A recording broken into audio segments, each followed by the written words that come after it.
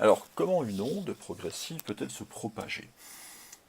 Il y a bien sûr deux types d'ondes particulières qui nous intéressent en terminale, ce sont les ondes électromagnétiques et les ondes mécaniques.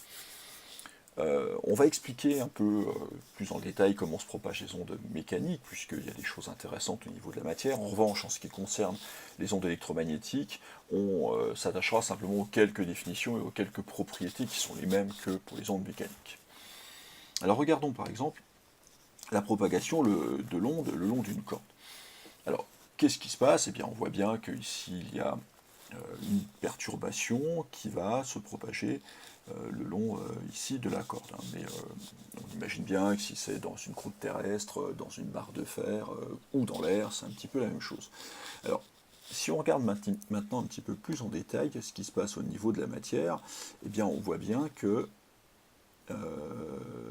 hop, je vais faire une petite pause ici. On voit bien ici que les atomes, par exemple, ou les molécules qui composent le matériau, vont être obligés de s'écarter un petit peu ou éventuellement de se resserrer. On a le même phénomène avec une onde sonore. Eh bien, on voit bien que par endroits, ces ondes vont se rapprocher, enfin, pardon, les atomes vont être obligés de se rapprocher, ou les molécules, par autre endroit, elles vont être obligées de s'écarter un petit peu. Il faut bien sûr que cela soit possible dans le matériau. Donc pour qu'une onde se propage, il faut que le matériau soit en quelque sorte souple, ou en tout cas on devrait dire déformable. Donc finalement, une onde, qu'est-ce qu'elle va induire? Elle va induire une déformation et un changement des propriétés locales du matériau. Donc en l'occurrence ici, c'est de l'air, c'est un gaz, ça va être une pression. S'il s'agit d'une corde ou d'un morceau de solide, eh bien ça va être ses propriétés mécaniques. Donc il faut que le matériau soit en quelque sorte élastique. Bon. Ceci étant dit, nous, ce qui nous intéresse, c'est plus un petit peu les propriétés macroscopiques. Ça va être par exemple ici de définir ce qu'on appelle la vitesse d'une onde. Alors comment est-ce qu'on définit la vitesse? Eh bien on va retourner sur l'animation avec les cordes. On va laisser partir mes deux ondes, par exemple. Voilà, bon, on a créé quelques-unes. Et puis je vais regarder ce qui se passe en deux points. Ici j'ai placé deux marqueurs, un à 10 cm et demi, un 10 cm plus loin à 20 cm et demi. Quand je crée une perturbation, cette perturbation se propage, elle arrive à un certain instant sur le premier repère, et puis elle va arriver avec un certain retard sur le deuxième repère. Ici donc, l'onde arrive à cet endroit-là, environ 3 secondes 46 après son passage à cet endroit-là.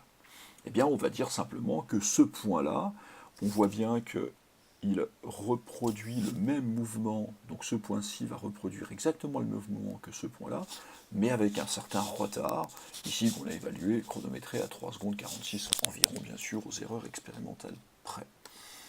C'est ce qu'on appelle le retard, donc si on retourne sur mon schéma ici, on va simplement dire que le point B reproduit le mouvement du point A, on considère qu'il n'y a pas de perte, avec un retard, donc c'est pas aux mêmes instants. Quel est ce retard? Simplement la différence entre l'instant TB et l'instant TA. Donc ce retard, on peut l'appeler tau, par exemple, c'est une lettre grecque qu'on utilise fort classiquement en physique-chimie. Donc on dit que B reproduit le mouvement de A avec un retard tau, TB moins TA.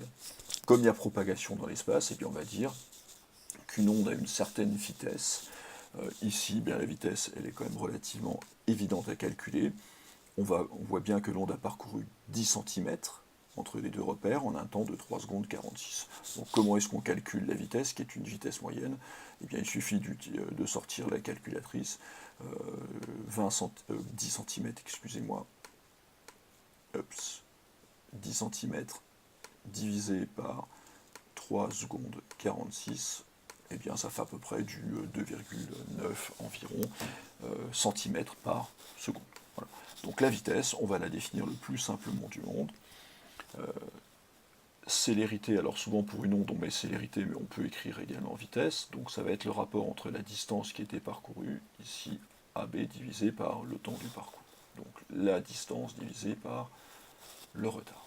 Et donc ça fonctionne pour n'importe quel type d'onde, évidemment, les ondes électromagnétiques, les ondes mécaniques, voilà, c'est une loi qui est générale à toutes les ondes, qui est juste une application de ce qu'on a pu voir en collège et en seconde sur la vitesse des ondes.